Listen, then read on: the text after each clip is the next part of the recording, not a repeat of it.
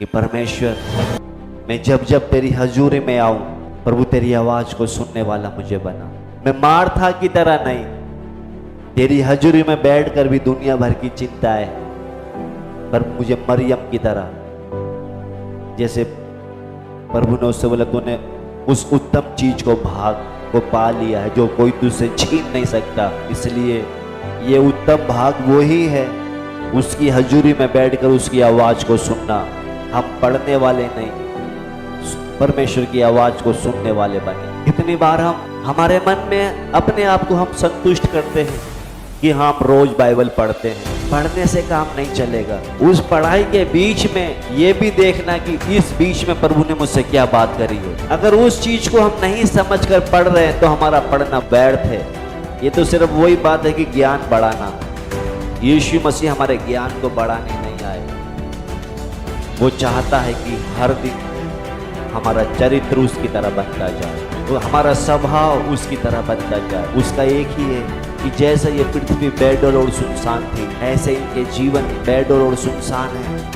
कि हर दिन जैसे पृथ्वी बदलती जा रही थी, ये भी बदलते जाए मेरी आवाज सुनकर।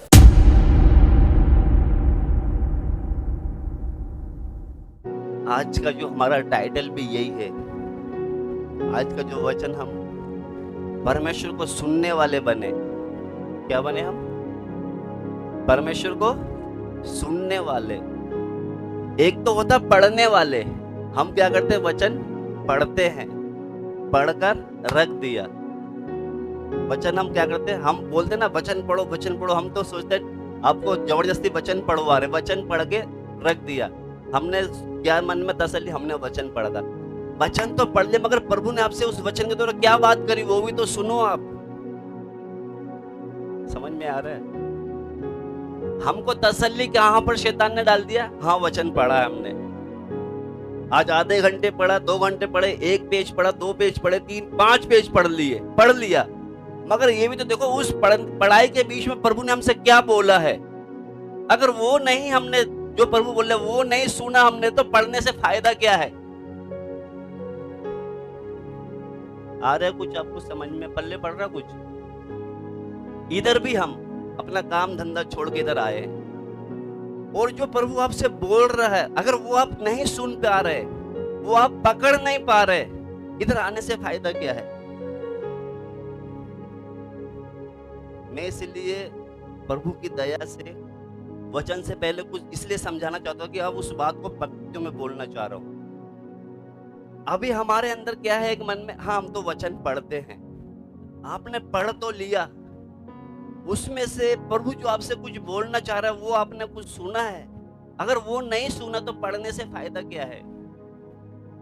इसलिए पढ़ते समय हमें इस फोकस रहना पड़ता है कि प्रभु मुझसे क्या बोल रहे हैं, वो सुने हम। अब बच्चों लोगों को समझ में आ रहा है? हा? जो मैं बोल रहा हूँ समझ में आ रहा है? हमने तसल्ली हमको हो गई कि हमने पढ़ा, आज टाइम निकाल के पढ़ लिया, बोर हो रहे थे इसलिए पढ़ लिया। मगर उस पढ़ाई के बीच में प्रभु हमसे कुछ बोल रहे हैं, उसी के बीच में पढ़ते समय ऐसा लगता है कि प्रभु कुछ बोल रहे हैं। उस लेवल पे आए हैं पढ़ते समय कि प्रभु हमसे कुछ बोल रहा है, ऐसा लगता है कि प्रभु मुझसे कुछ, अगर वो बोल रहा है और वैसे फिर हमें चलना है, करना है, तभी तो हमारी आत्मिक उन्नति होगी। नहीं तो फिर पढ़ने से फायदा क्या है? हम तो सिर्फ ज्ञान बढ़ा रहे हैं। यीशु मसीह हमारा ज्ञान बढ़ाने नहीं आया, हमारे चरित्र को बदलने आया। आज बहुत से धर्मगुरु क्या करते हैं? ज्ञान बढ़ा लेते हैं। समझ में आ रहा है आपको? उनका आज बहुत से गुरु हैं, ऊंचे ऊंचे पद पे बैठे हैं, ज्ञान बहुत है उनको, पर उनके अंदर चरित्र तो वैसा है ही नहीं। फायदा क्या है ज्ञान बढ़ाने से? तो यीशु मसीह हमें ज्ञान बढ़ाने के लिए नहीं आया है, वो चाहता है कि मेरे जैसा स्वभाव तुम्हारे अंदर आए। अगर उस स्वभाव में हम नहीं आ रहे, पढ़ने से, संगति करने से फायदा क्या है? इतना समझ में आया है? इसलिए हम क्या करें? उसकी आवाज को सुनने वाले बने। आइए हम प्रभु से प्रार्थना।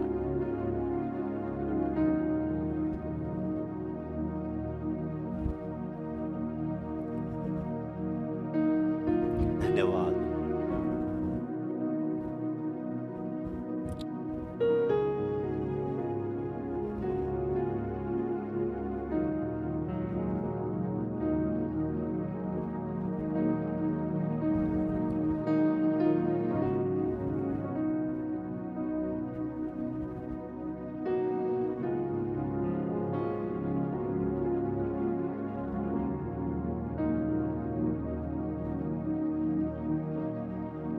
अगर हर दिन हम परमेश्वर की आवाज को सुनेंगे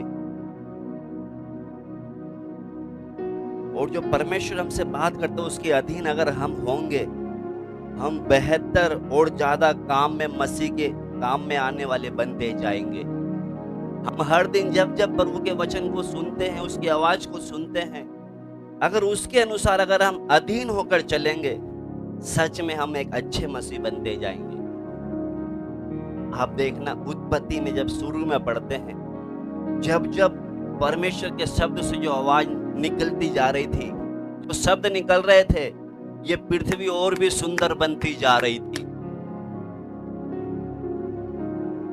जब जब परमेश्वर ने अपने शब्द से कुछ निकाला है, ये पृथ्वी एक समय थी बेडौल और सुनसान पड़ी थी, मगर परमेश्वर ने बोला उजियाला हो, उजियाला हो गया। जब जब उसने बोला कि जल उत्पन्न हो जाए, एक तरफ जल एक तरफ हो गया। जब उसने बोला पेड़ उगे, पेड़ उग गए। यानी कि कहने का मतलब, जब जब परमेश्वर के मुंह से जो शब्द निकले हैं, ये पृथ्वी बेडौल थी, एक खूबसूरत बनती चली गई। उसी तरह अगर हम भी हर दिन उसकी आवाज को सुनेंगे, हम चाहे कितने भी बेडौल हैं, चाहे कितने भी हम बेकार हमारा चाल चलन हो, अगर उसकी आवाज सुनते हम आगे जाएंगे, उसके अधीन में हम एक अच्छे मसीह बनते जाएंगे।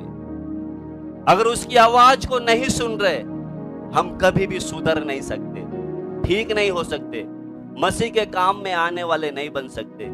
इसलिए हम आदत डालें। हम प्रार्थना तो करते हैं कि प्रभु तू मुझसे बात कर, वो बात तो करता है, मगर हम सुनते नहीं। मार्था की तरह, मार्था और मरियम को जानते हैं ना,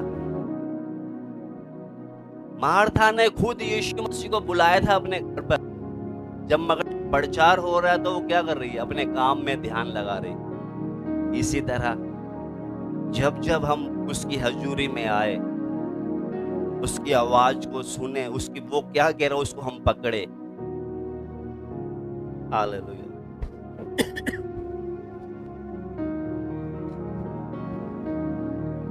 क्योंकि परमेश्वर जो कहना चाहता है उसको हम सुने।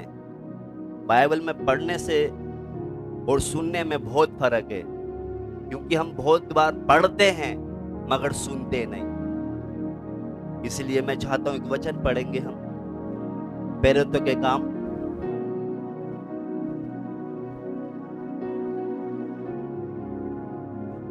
उसका 13 का 27 पढ़े, निकाले कोई भी।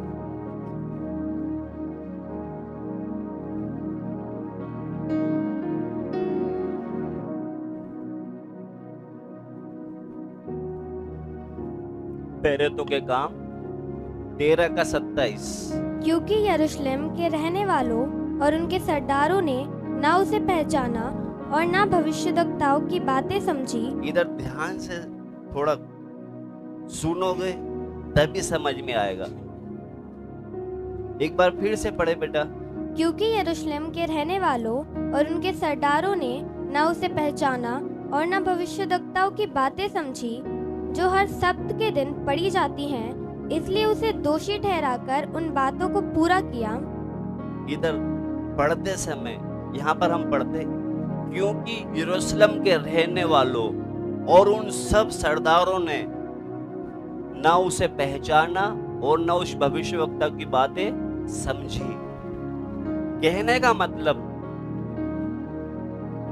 ये लोग व्यवस्था को अच्छी तरह जानने वाले थे। ये जैसे हम विश्वासी हैं ना, उसी तरह ये यहूदी लोग हैं, यरूशलेम के रहने वाले। उनसे बोलता है, यरूशलेम के रहने वालों और उन सरदारों ने उसे ना पहचाना। किसके बारे में? यीशु मसीह के बारे में। उसे ना पहचाना और ना भविष्यवक्ताओं की बातें समझी। यानी कि भविष्यवक्ताओं के द्वारा भी बातें करते, उनकी बातें भी उन्होंने ना समझी, जो हर शब्द के दिन पढ़ी जाती थी। यानी कि जो वचन क्या है, हर शब्द के दिन उनके सामने पढ़ी जाती थी।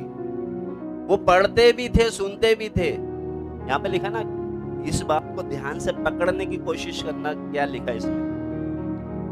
यरूशलेम के रहने वालों और उन सब सरदारों ने, यानी कि जो ऊंचे ऊंचे पद पे थे, यरूशलेम के जो सरदार यानी कि जो फरीसी लोग थे, क्योंकि जो रात दिन बाइबल पढ़ने वाले थे, वचन पढ़ने, उन्होंने ही क्या यीशु मसीह को क्रूस पे चढ़ाया था।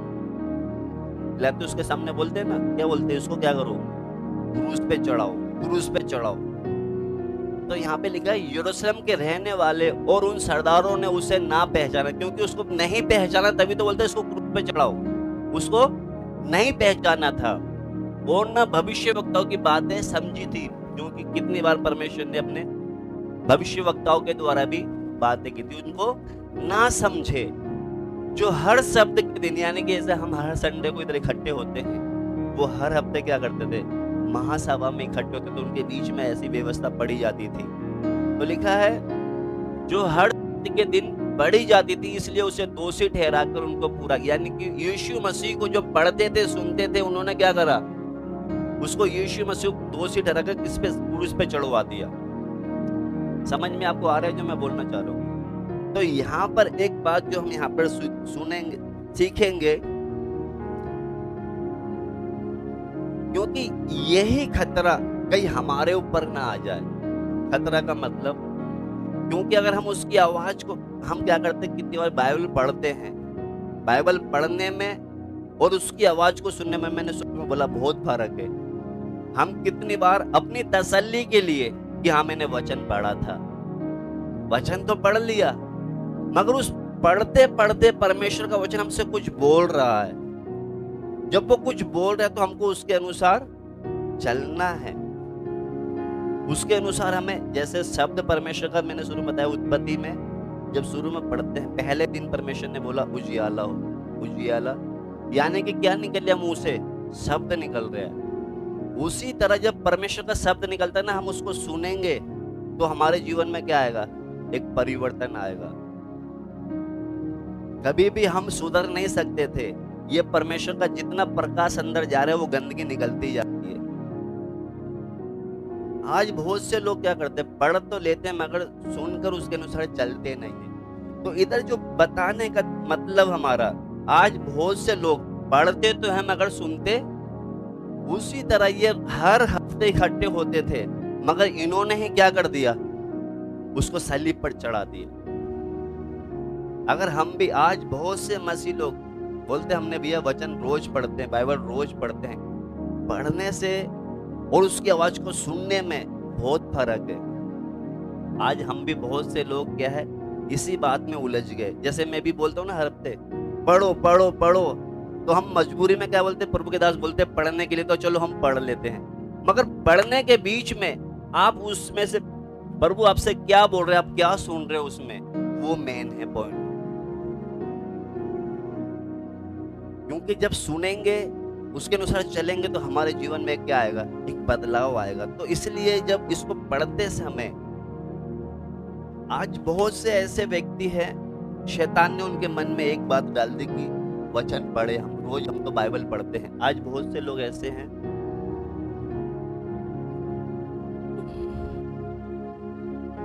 इसको लेके भी साथ में सोएंगे। जब भी नींद खुल गई मैं बाइबल पढ़ता हूँ, रात में नींद खुल गई रात को भी पढ़ता हूँ, सुबह उठते जब भी पढ़ते हैं। भाई साहब, पढ़ने से फायदा क्या है, इसमें जो लिखा वो सुन ही नहीं रहे हो। क्योंकि बाइबल जब पढ़ते समय हमसे कुछ बातें कर रहा है परमेश्वर, उसको ध्यान से सुनना है। हमने ये पेज भी पढ़ लिया। मैं अभी इन दिनों में जब मीटिंग होती तो बच्चे लोग बोलते हैं कि ये चैप्टर पढ़ो, तो क्या बोलते हैं, आपने बोला था भैया हमने पढ़ लिया, और उसको क्या है ग्रुप में भी डाल देते हैं दिखाने के लिए कि हमने पढ़ लिया। भाई बच्चों, आपने पढ़ तो लिया है, उस बीच में आपने उस पढ़ाई में क्या पकड़ा है, परमेश्वर आपसे क्या बोल रहा है, वो है मेन पॉइंट।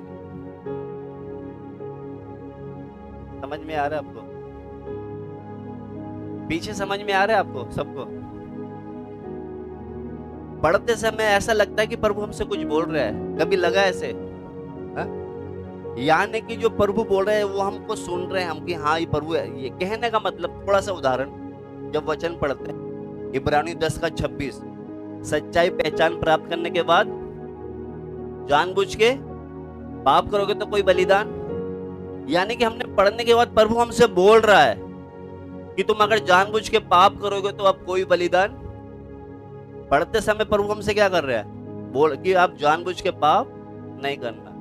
और उसको अगर हमने पकड़ लिया है कि प्रभु ने ऐसे बोला है तो मैं जानबूझ के पाप नहीं कर सकता, आपके जीवन में बदलाव आएगा नहीं आएगा?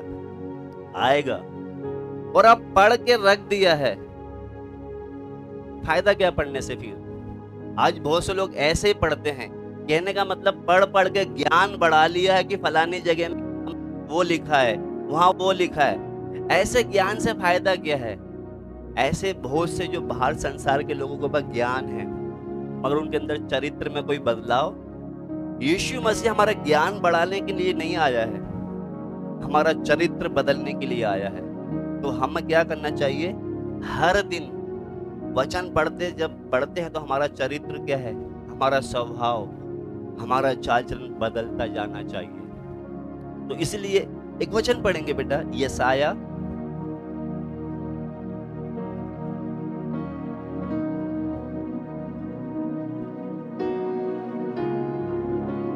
55 का 11 पढ़े। उसी प्रकार से मेरा वचन भी होगा जो मेरे मुख से निकलता है, वह व्यर्थ ठहरकर मेरे पास ना लौटेगा, परंतु जो मेरी इच्छा है उसे वह पूरा करेगा, और जिस काम के लिए मैंने उसको भेजा है उसे वह सफल करेगा। यहाँ पर पढ़ते समय परमेश्वर के वचन में बिल्कुल साफ तरीके से लिखा है, उसी प्रकार का मतलब इसका 10 पढ़े बेटा मिला के।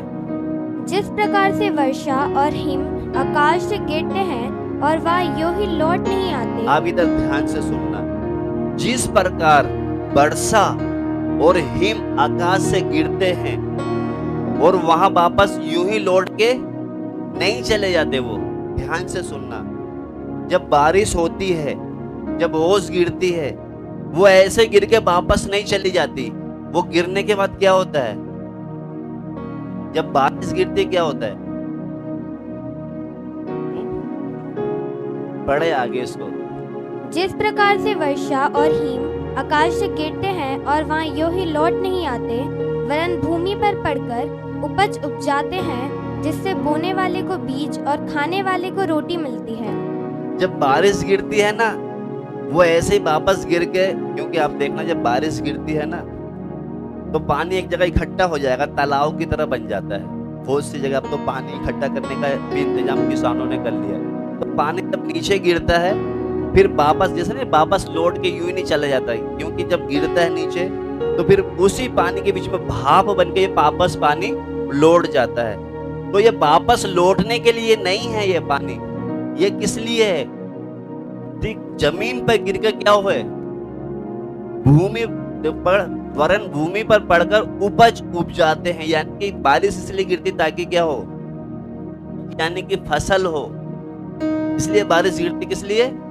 ताकि फसल। आप किसान लोग कितना इंतजार करते हैं बारिश का, कहते बारिश गिर जाएगी तो भैया हम बोनी करेंगे, यानी कि कुछ बो देंगे, बारिश का इंतजार करते हैं। तो लिखा है, पढ़ते बेटे इसको। वरन भूमि पर पड़कर उपज उपजाते हैं, जिससे बोने वाले को बीज और खाने वाले को रोटी मिलती है। यानी कि वचन को पढ़ते समय लिखा है कि जब बारिश भी गिरती है तो वापस ऐसे लौट के नहीं जाती। क्या करती है? किसान के लिए बीज और खाने वाले के लिए रोटी उपजा के जाती है। वो जब बारिश गिरती है, जब वो ऐसा काम करती है, परमेश्वर का वचन कैसा काम करना चाहिए। इसलिए 11 मिला के पढ़े बेटा। उसी प्रकार जिस तरह बारिश आकर क्या करती है, हमारे लिए खाने का इंतजाम करके जाती है, उसी प्रकार से मेरा वचन भी होगा जो मेरे मुख से निकलता है। जिस प्रकार बारिश गिरकर अपना काम करती है, उसी प्रकार मेरा वचन भी होगा जो मेरे मुख से निकलता है। वह व्यर्थ ठहरकर वापस मेरे पास नहीं आएगा, लौटेगा, परंतु जो मेरी इच्छा है उसे वे पूरा करेगा। यानी कि जब वचन इधर आता है ना, परमेश्वर की कुछ इच्छा वो अपनी पूरी करना चाह रहा है। आपको समझ में आ रहा है? कुछ आ रहा है नहीं आ रहा? जैसे बारिश गिरकर आजकल लोग पानी इकट्ठा कर लेते हैं, सोचते हैं कि पानी इकट्ठा करने के बाद काम आएगा। उसी पानी पर धूप पड़कर फिर वापस ओस बन के चली जाती है। तो ये वापस ऐसे घूमने के लिए पानी नहीं है। बच्चों को स्कूल में सिखाते हैं पानी ऐसा क्या करता है, ऊपर नीचे होता रहता है। ऊपर नीचे का मतलब नीचे गिरा, भाप के द्वारा ऊपर गया, फिर नीचे आया, भाप के द्वारा। ये ऐसा गोल चक्कर मारने के लिए नहीं है। ये किस लिए ये बारिश इसलिए गिरती ताकि हम क्या करें, पेट भरे।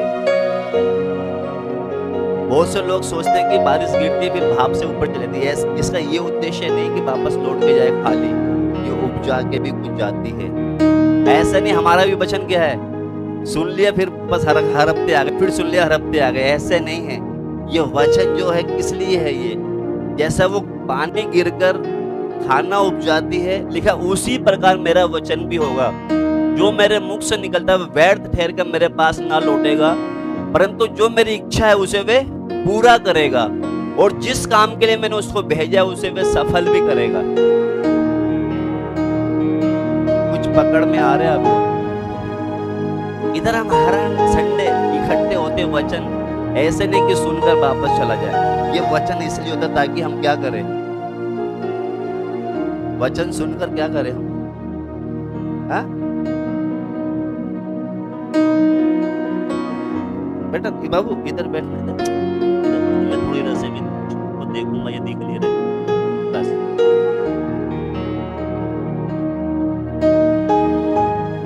इस तरह से बारिश गिर के काम करके जाती, लिखा है ना, उसी तरह मेरा वचन भी होगा, मेरे मुख से निकलता है वो व्यर्थ ठहर कर मेरे पास ना लौटेगा, परंतु जो मेरी इच्छा है उसे वो पूरा करेगा। यानी कि जब परमेश्वर का वचन होता है, जब हम सुनते हैं, उसमें परमेश्वर की कुछ इच्छा है। जब प्रभु इधर कुछ वचन देता है तो उसकी परमेश्वर की क्या है, कुछ इच्छा है। इच्छा का मतलब जब इधर वचन होता है ना, तो परमेश्वर की क्या इच्छा है कि ये भी मेरे समान बने, ये भी सुनकर बदले, ज्ञान नहीं बढ़ाए, ये क्या करे, मेरी तरह चरित्र में क्या करे, लिखा ना, जो मेरी इच्छा है उसे वे पूरा करेगा, और जिस काम के लिए मैंने उसको भेजा है उसे सफल करेगा। यानी कि बारिश को जिस लिए भेजता है वो किस लिए, ताकि फसल हो। उसी तरह परमेश्वर भी वचन इसलिए भेजता ताकि वो क्या हो, सफल हो, ताकि हम एक एक क्या करें, उस वचन को सुनकर क्या करें, हम सफल हो। इसमें दो बातें हैं, उनको दो बातों को जब हम देखेंगे, एक तो होता पूरा करेगा और दूसरा सफल करेगा। दो बातें। जब वचन होता है तो क्या करता है, पूरा करेगा और सफल करेगा। तो इसलिए यहाँ पर जो बातें पकड़नी है पकड़ लेना, क्योंकि मैंने बताया आपको मरियम और मार्था के बारे में हम जानते हैं। मरियम और मार्था, वो निकाले, वो वचन पढ़ेंगे हम पहले, निकाल ले।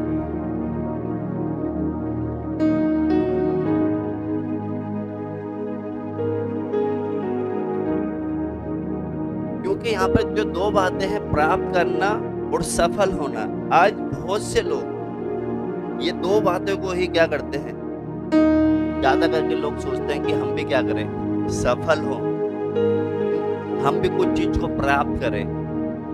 तो इसीलिए जब पढ़ते समय इधर वो निकाले बेटा, जो मार्था और मरियम की जो घटना है,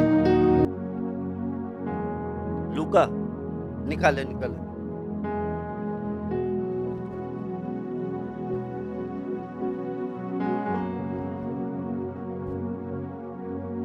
पढ़े। Thank you.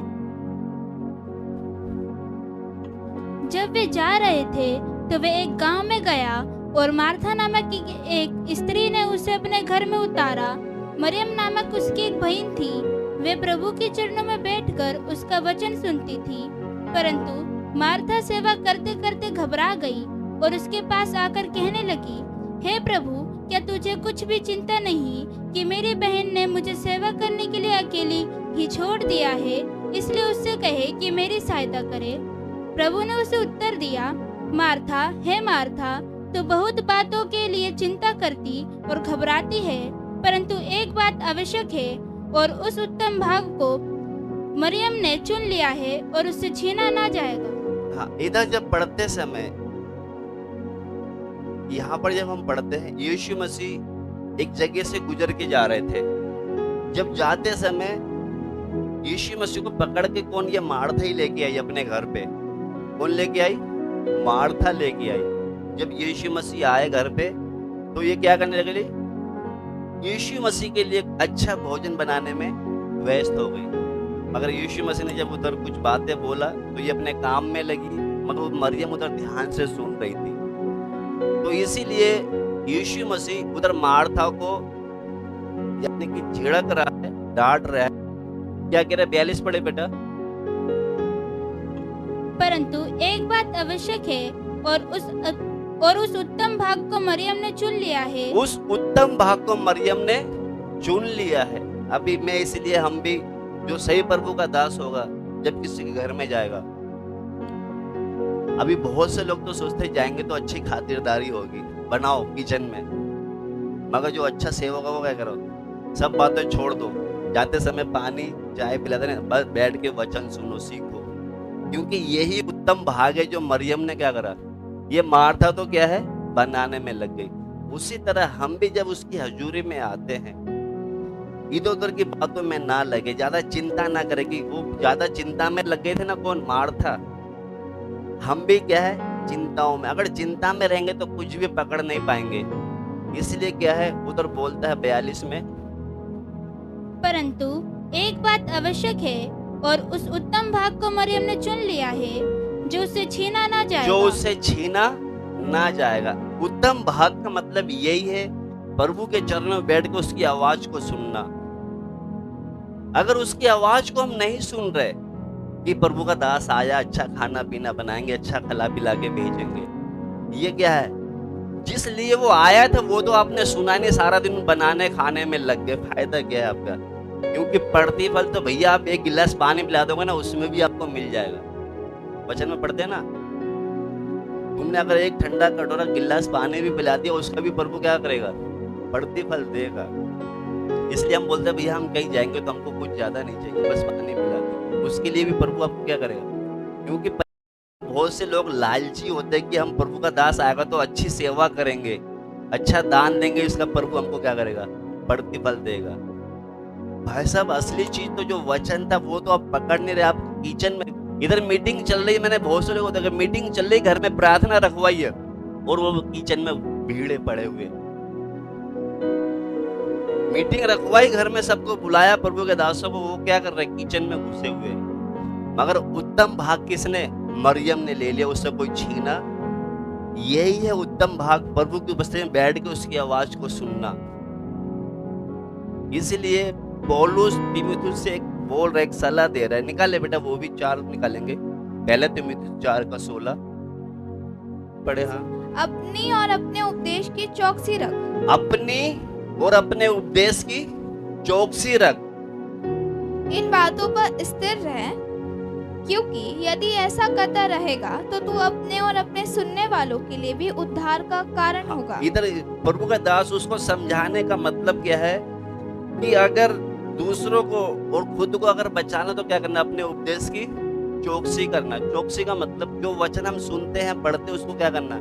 चौकसी, यानी कि जो हम पढ़ते हैं, सुनते हैं, अगर हमारे जीवन में उसकी चौकसी करेंगे तभी तो हम उस चौकसी का मतलब ये है सावधान रहेंगे जो हम सुन रहे हैं उसके अनुसार।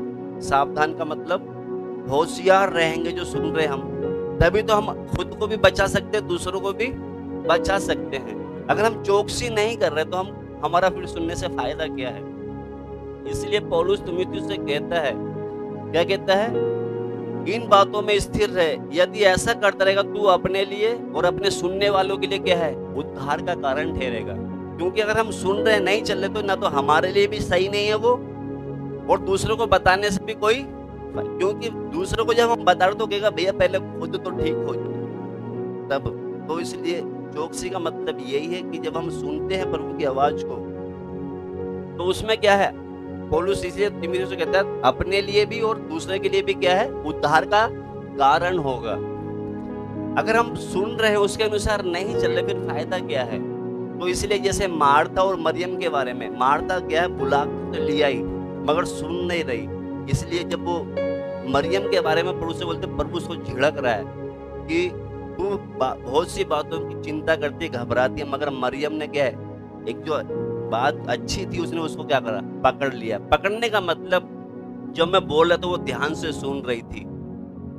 उसी तरह जब प्रभु बात करता है, हमारा काम है ध्यान से सुनना, पकड़ना उनको।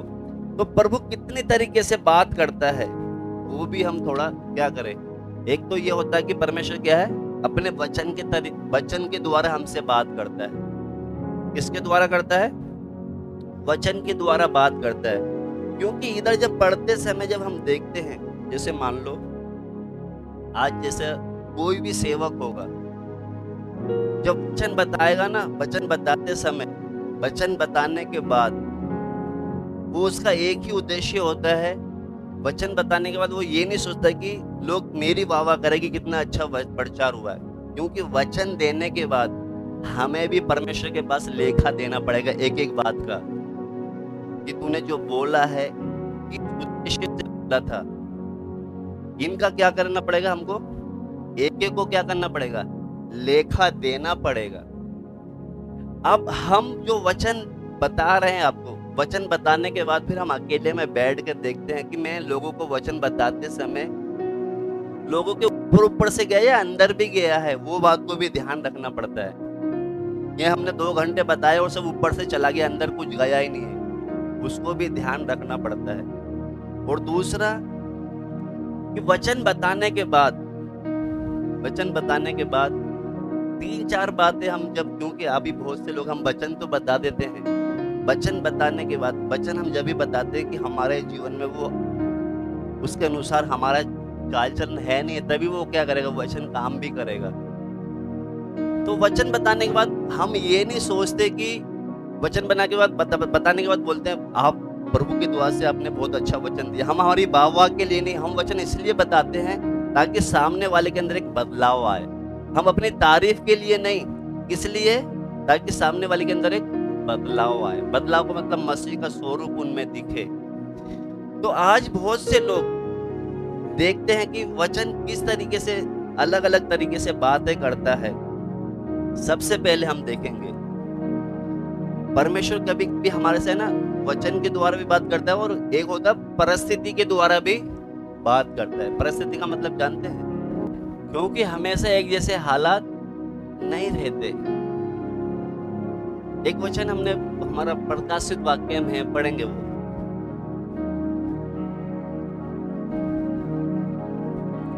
1:18 पढ़े। मैं मर गया था और अब देख मैं युगानुयुग जीवता हूँ, और मृत्यु और अधोलोक की कुंजियां मेरे ही पास हैं। हम पढ़ते हैं परिस्थिति के द्वारा बातें करने का मतलब, प्रभु कहता है कि मैं मर गया था, अब मैं युगानुयुग जीवता हूँ, अधोलोक की कुंजियां मेरे ही पास है। यानी कि यहाँ पर लिखा है, इसका एक और वचन पढ़ेंगे, इसी में ही है, 3 निकाले पड़े इसका, क्योंकि हमारी चाबी प्रभु के हाथ में है। इसका 3 का 8 भी पढ़े। मैं तेरे कामों को जानता हूँ, देख मैंने तेरे सामने एक द्वार खोल रखा है जिसे कोई बंद नहीं कर सकता। तेरी सामर्थ थोड़ी सी तो है, फिर भी तूने मेरे वचन का पालन किया है और मेरे नाम का इनकार नहीं किया। उधर हमने 1:18 में और ये 3 के 8 में पढ़ते लिखा, देख मैं तेरे कामों को जानता हूँ, देख मैंने तेरे लिए सामने एक द्वार खोल रखा जिसे कोई बंद नहीं कर सकता। यानी कि इधर लिखा है, देख मैंने तेरे लिए क्या है, एक द्वार खोल रखा है जिसको कोई बंद। कभी कभी इधर समझने के द्वारा, मैंने आपको बताया परिस्थिति के द्वारा बात करता है प्रभु। एक तो होता है वचन के द्वारा बात करता है, जैसे वचन उत्पत्ति में बोला, जो बोला सब क्या हो गया, वो बदलता गया। प्रभु हमारे द्वारा भी वचन से बात करता है। अगर हम सुनेंगे तो हम क्या करेंगे, तभी हम बदल सकते हैं, जैसे सृष्टि बदली। एक होता है परिस्थिति के द्वारा बात करता है। तो यहाँ पर लिखा 3 के 8 में, एक बार और बेटा ध्यान से सुनना पड़े। मैं तेरे कामों को जानता हूँ, देख मैंने तेरे सामने एक द्वार खोल रखा है जिसे कोई बंद नहीं कर सकता।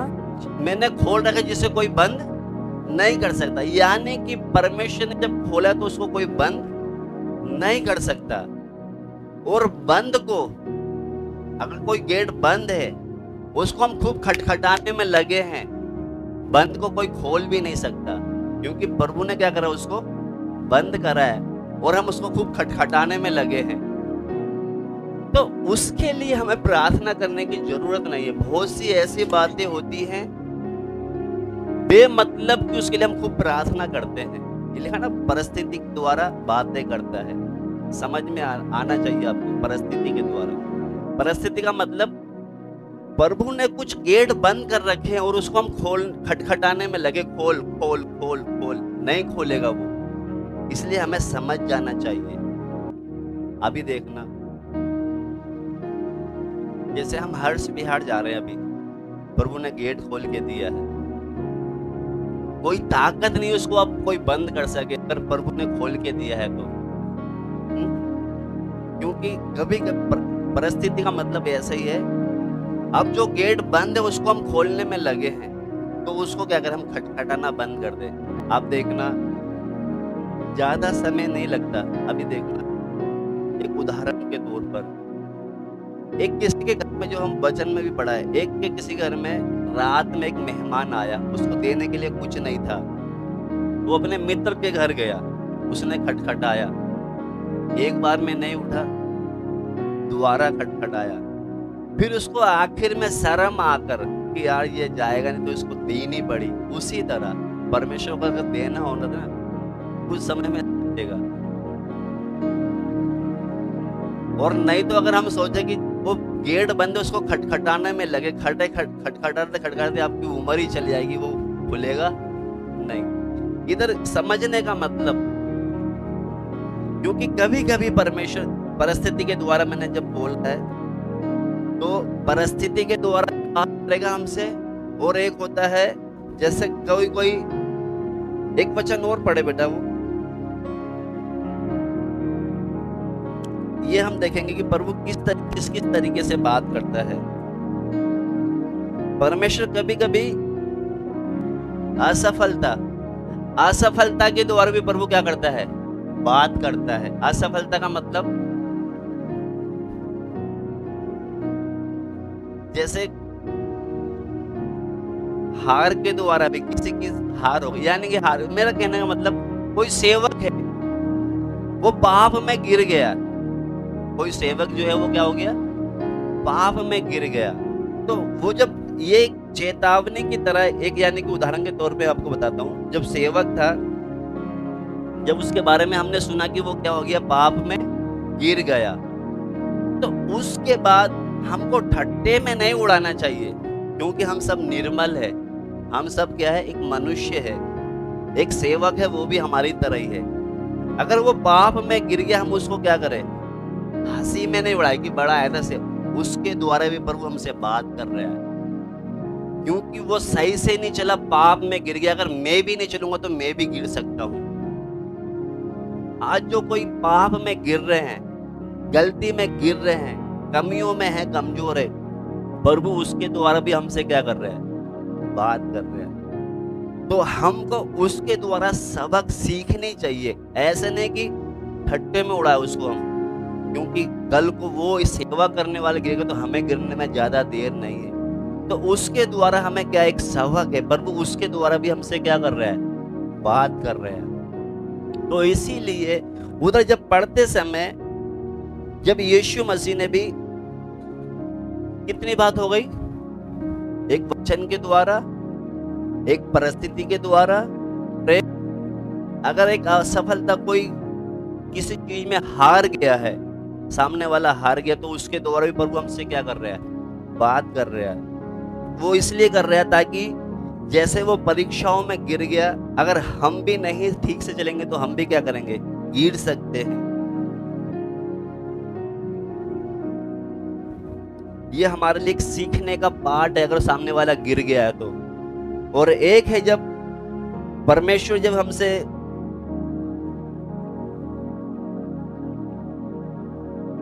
एक वचन जब अगर पढ़ोगे तो आपको समझ में आ जाएगा। एक बार जब पिलातुस जो है बहुत से लोगों को मार रहा था, पिलातुस बहुत से लोगों को मार रहा था, खत्म कर रहा था। तो उस समय वो निकाले बेटा, वचन पढ़ेंगे तब समझ में आएगा। लूका 13। क्योंकि परमेश्वर जब भी हमसे बात कर सकता है कहीं पर जब दुष्टता हो रही है, दुष्टता का मतलब कहीं गलत हो रहा है, कहीं दुर्घटना का समाचार, जैसे हम देखते हैं ना इन दिनों में, जैसे हमने अभी पिछले दिनों में बहुत खबर सुन रहे थे। कौन सी? जहां चर्च जलाए जा रहे, तोड़े जा रहे थे, मणिपुर की भी हमने वहां पर क्या है, वहां पर बहुत दुष्टता हो रही थी, बहुत लोगों को सताया जा रहा था। तो हम बहुत से लोग तो पता, वहां पर कुछ लोग तो ये भी बोल रहे होंगे, क्या बोल रहे होंगे कि बड़े प्रभु प्रभु करते थे। उसमें से कोई सही चलने वाला होगा तो वो सोचता कि ये सही नहीं चलता ना, इसलिए ये मारा गया है, इसलिए इसका घर जलाया, सही से नहीं चलता होगा इसलिए जलाया है। तो प्रभु कभी कभी दुष्टता के द्वारा भी हमसे क्या करता है, बातें करता है। निकालेंगे बेटा वो लूका 13 का 1 से पढ़े। उस समय कुछ लोग आ पहुंचे और उससे उन गलीलियों की चर्चा करने लगे जिनका लहू पिलातुस ने उन ही के बलिदानों के साथ मिलाया था। पिलातुस ने उन गलीलियों को उनका लहू उन्हीं के बलिदानों के साथ मिला दिया, यानी कि उनको ये पिलातुस क्या कर रहा है, खत्म कर रहा था। ये मंदिर में आए होंगे बलि चढ़ाने के लिए, तो वो बलि का लहू और उनका मनुष्य का लहू मिला दिया वेदी पर चढ़ा, यानी कि उनको क्या कर दिया, मार दिया। गलीलों को समझ में आ रहा है आपको? वो जो गलील के लोग थे उनको भी क्या कर दिया, पिलातुस ने मार दिया, बलिदानों के साथ उनको भी मिला दिया। आगे पढ़े बेटा। यह सुन उसने उनसे उत्तर में यह कहा, क्या तुम समझते हो कि ये गलीली और सब गलीलियों से अधिक पापी थे? मतलब जो पिलातुस के हाथ में जो मरे हैं, तो यीशु मसीह उनसे कहता कुछ लोगों से, क्योंकि उन्होंने ये सुना होगा कि ये क्या थे, ये बहुत पापी थे, इसलिए क्या हो गया, ये मर गए। तो जब एक मिला के पढ़े बेटे इसको। उस समय कुछ लोग आ पहुंचे और उससे उन गलीलियों की चर्चा करने लगे जैसे हमारे यहाँ कॉलोनी में कुछ बातें होती तो फिर हम आपस में खड़ के बात करते हैं ना, तो ऐसे कुछ गलीली लोग बात करते आपस में। क्या बात कर रहे थे बड़े बेटा? जिनका लहू पिलातुस ने उन्हीं के बलिदानों के साथ मिलाया था। यानी कि ये कुछ गलीली लोग बलिदान चढ़ाने के लिए गए थे, तो पिलातुस ने आकर उनको मार दिया, तो उनके लहू के साथ, उनके बलिदान के साथ उनका भी लहू क्या कर दिया, मिला दिया। इतना समझ में आया है? तो वहां पर कुछ लोग सोच रहे थे कि ये कोई जरूरी कोई पाप किया होगा, इसलिए प्रभु ने क्या करा, उन पिलातुस के द्वारा इनको क्या कर दिया, मरवा दिया। समझ में आए थे ना? बड़े अब आगे। यह सुन उसने उनसे उत्तर में यह अब कहा, यीशु मसीह ने ये सुन लिया था, क्योंकि ये क्या बोल रहे थे आपस में कि इन्होंने जरूर कुछ ऐसी कांड किए होंगे, इसलिए इनको क्या करा, मंदिर में ही पिलातुस के द्वारा मार दिए।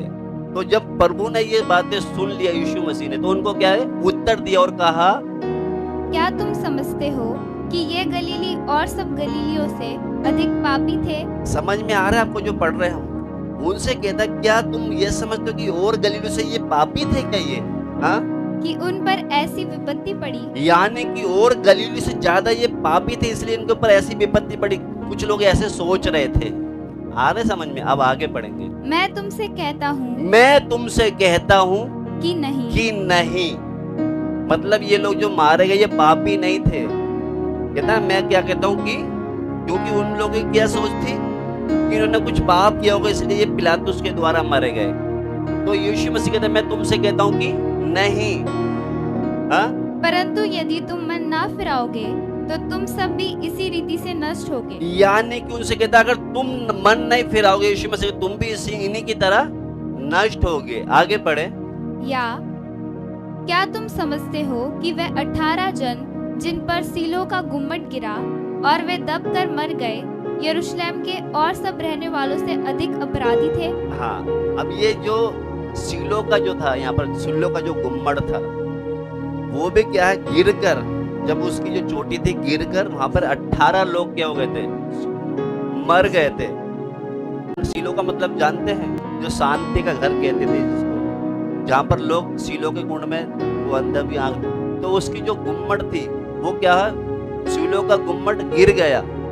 तो गिरने के कारण 18 लोग मर गए वहां पर दबकर। तो सोचते तब का मतलब यरूशलेम के सब रहने वाले से क्या वो अपराधी थे वो? यीशु मसीह कहता है नहीं।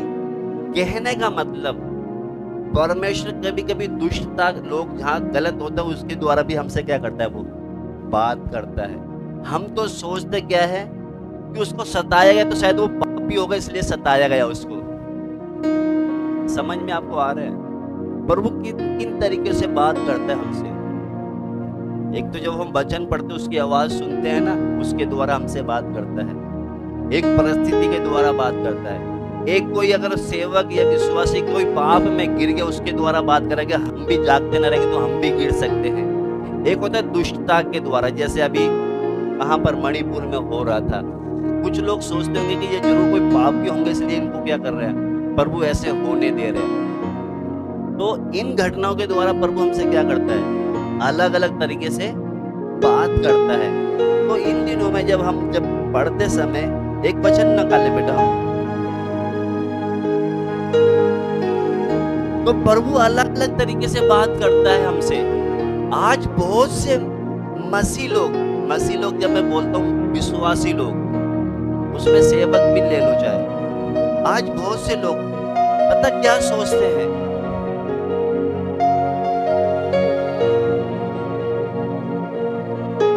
जैसे मैंने 2-3 उदाहरण दिए ना आपको, अलग अलग तरीके से प्रभु बात करता है।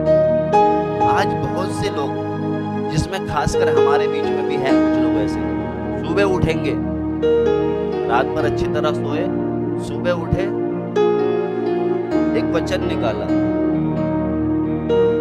और जोन सा भी आगे आया पढ़ लिया, और तुमको क्या लगा कि प्रभु ने हमसे बात की। प्रभु ऐसे बात नहीं करता,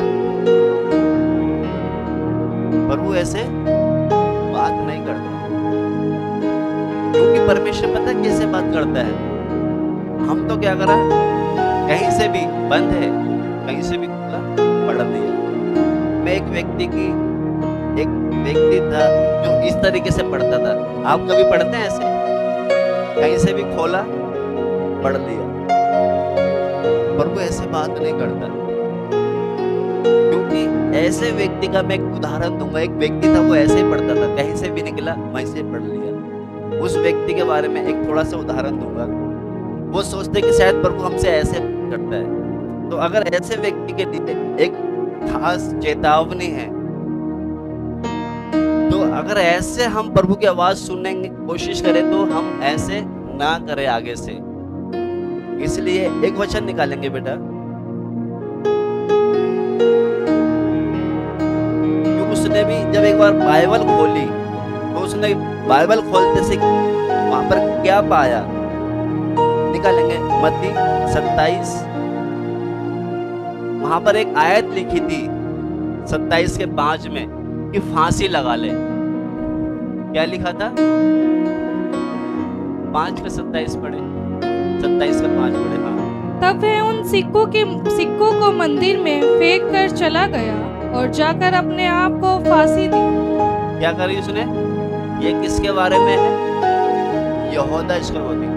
क्योंकि जब उसने यीशु मसीह का सौदा कर लिया, सिक्के भी ले लिए, जब उसको लगा कि मैंने ये गलत किया है, तो वापस ये उन फरीसी लोगों को सिक्के देने गया, तो उन्होंने लेने से इनकार कर दिया।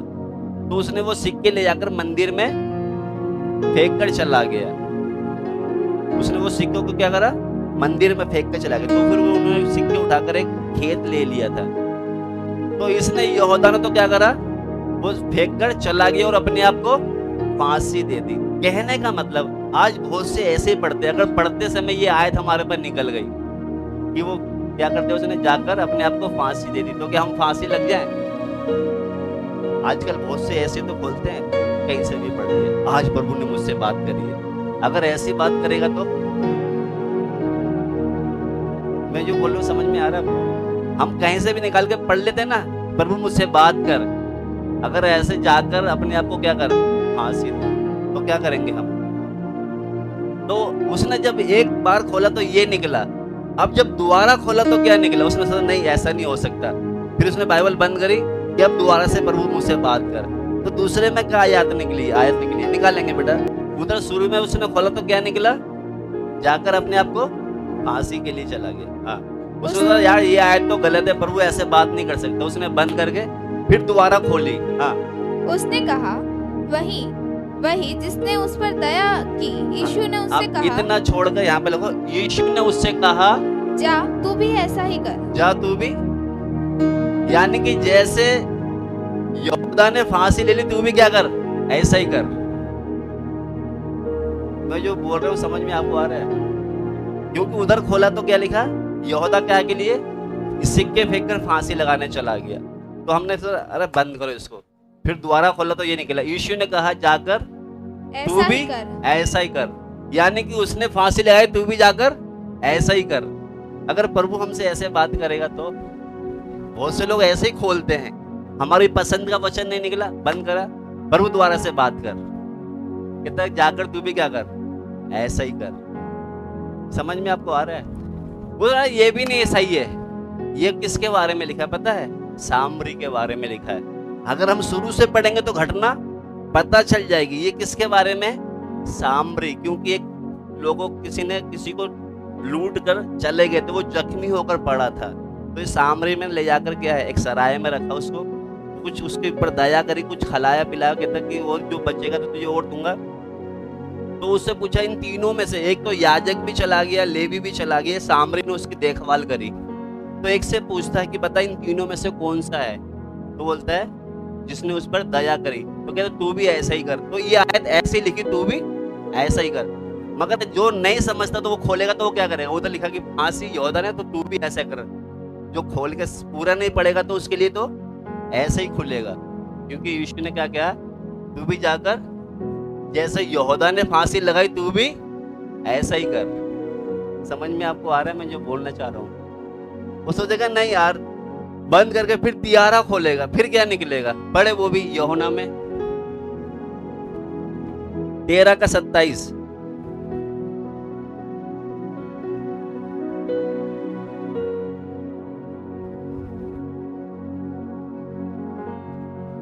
टुकड़ा लेते ही शैतान उसमें समा गया।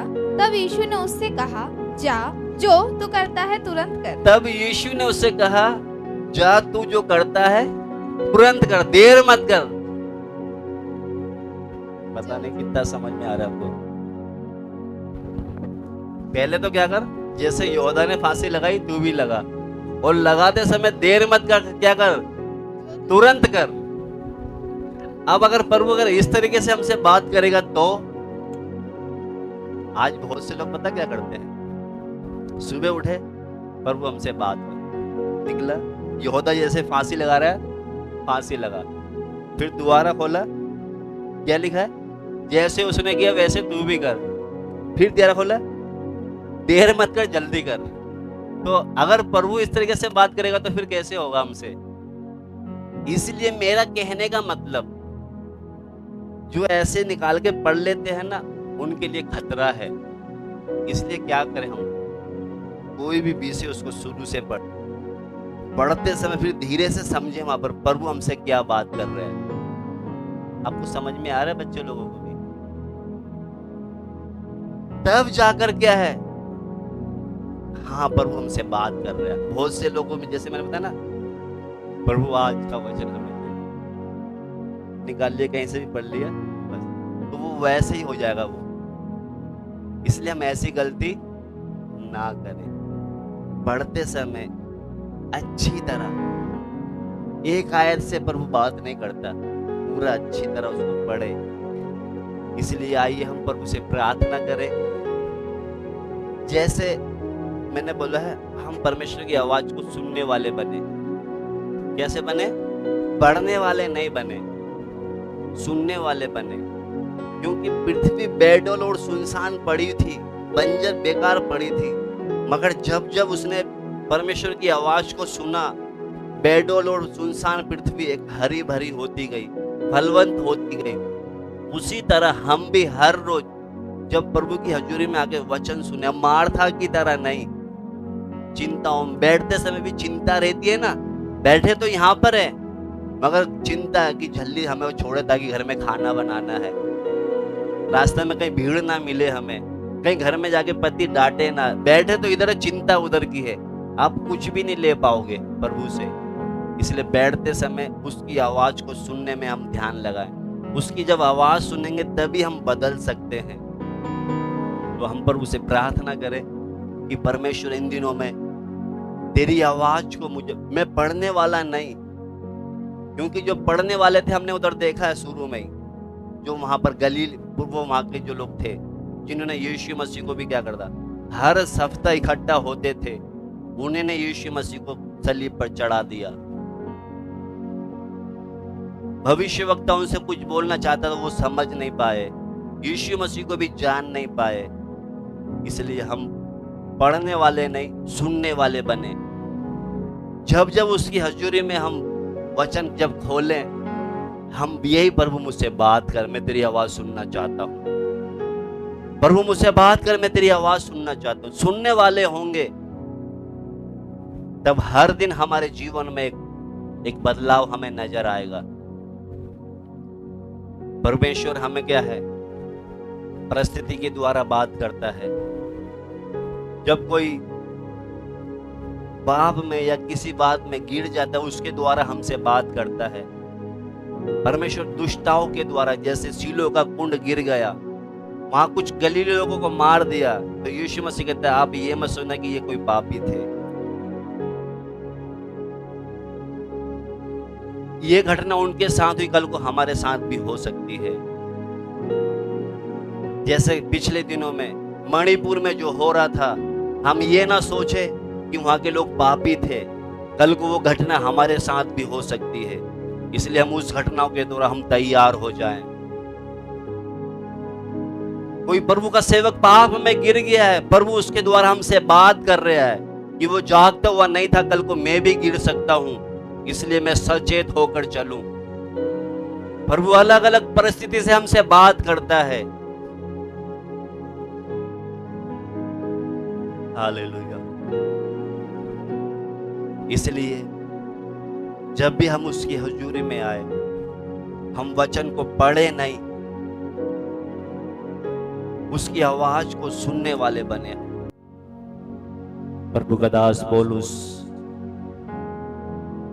तीमुथियुस से कह रहा है, अपनी और अपने उपदेश की चौकसी रख, इन बातों में स्थिर रहे, क्योंकि यदि ऐसा करता रहेगा तू अपने और अपने सुनने वालों के लिए उद्धार का कारण होगा। इसलिए हम अपने उपदेश की चौकसी रखें। अगर हम उपदेश की चौकसी रखेंगे तभी हम अपने लिए और हमारे जो सुनने वाले हैं उनके लिए हम उद्धार का कारण ठहर सकते हैं। इसलिए इन दिनों में हम प्रभु से प्रार्थना करें कि परमेश्वर जब जब मैं तेरी हजूर में आऊं, तेरी आवाज को सुन सकूं। क्योंकि परमेश्वर के संदेश में अगर हम सब सावधानी या होशियारी या निगरानी ठीक से नहीं रखेंगे, हम कभी भी आगे नहीं बढ़ सकते। इसलिए हम प्रभु से प्रार्थना करें कि परमेश्वर मैं जब जब तेरी हजूरी में आऊं, प्रभु तेरी आवाज को सुनने वाला मुझे बना। हालेलुया। मैं मार्था की तरह नहीं, तेरी हजूरी में बैठकर भी दुनिया भर की चिंता है, पर मुझे मरियम की तरह, जैसे प्रभु ने उससे बोला तूने उस उत्तम चीज को भाग को पा लिया है जो कोई तुझसे छीन नहीं सकता। इसलिए ये उत्तम भाग वो ही है, उसकी हजूरी में बैठकर उसकी आवाज को सुनना। इसलिए हम प्रभु से प्रार्थना करें, क्योंकि यरूशलेम में भी बहुत से ऐसे लोग थे जो हर हफ्ते आराधना में इकट्ठे होते थे। उन्हीं ने एक दिन यीशु मसीह को सलीब पर चढ़ा दिया। तो इसलिए इन आयतों से हम एक ही बात सीखते हैं, हम पढ़ने वाले नहीं, परमेश्वर की आवाज को सुनने वाले बने। आइए हम प्रभु से प्रार्थना। कितनी बार हम हमारे मन में अपने आप को हम संतुष्ट करते हैं कि हम रोज बाइबल पढ़ते हैं। पढ़ने से काम नहीं चलेगा। उस पढ़ाई के बीच में यह भी देखना कि इस बीच में प्रभु ने मुझसे क्या बात करी है। अगर उस चीज को हम नहीं समझकर पढ़ रहे हैं तो हमारा पढ़ना व्यर्थ है। ये तो सिर्फ वही बात है कि ज्ञान बढ़ाना। यीशु मसीह हमारे ज्ञान को बढ़ाने नहीं आए। वो चाहता है कि हर दिन हमारा चरित्र उसकी तरह बनता जाए, वो हमारा स्वभाव उसकी तरह बनता जाए। उसका एक ही है कि जैसे ये पृथ्वी बेडौल और सुनसान थी, ऐसे इनके जीवन बेडौल और सुनसान है। ये हर दिन जैसे पृथ्वी बदलती जा रही थी, ये भी बदलते जाए मेरी आवाज सुनकर। आइए हम प्रभु से प्रार्थना। हमारे महान जिंदा खुदा बाप, हम धन्यवाद देते हैं कि आज एक बार और आपने हमसे बातें किया प्रभु जी। कितनी बार हम परमेश्वर तेरी वचन को पढ़कर प्रभु जी उसमें ही खुश थे, मगर आज हमने प्रभु तेरे वचन से सीखा है कि परमेश्वर एक समय था यरूशलेम के लोग हर हफ्ते पढ़ाई करते थे, आराधना में आते थे। एक दिन उन्होंने ही तुझे प्रभु सूली पर चढ़ा दिया। प्रभु हम पढ़ने वाले, वचन पढ़ने वाले नहीं, हमें तेरी आवाज को सुनने वाले बना, ताकि जिस मुताबिक प्रभु ये पृथ्वी बेडौल और सुनसान थी, हर दिन तेरी आवाज को सुनकर ये बदलती गई, उसी तरह हम भी प्रभु हर दिन जब जब तेरी हजूरी में आए, तेरी आवाज को सुनकर हम भी बदलते जाए। तेरे स्वरूप, तेरी समानता में, तेरे डील डोल में हम बढ़ते जाए। धन्यवाद हो प्रभु तूने हमसे बातें किया। धन्यवाद हो प्रभु तूने हमसे एक एक से प्रभु बात किया। धन्यवाद हो यीशु मसीह के नाम से, आमीन। अब पिता का प्रेम, यीशु मसीह का अनुग्रह और पवित्र आत्मा की सहभागिता हम सब के साथ यीशु मसीह के आगमन तक होती ही रहे। सबको जय मसीह की। परमेश्वर आप सबको इन वचनों के द्वारा आशीष दे।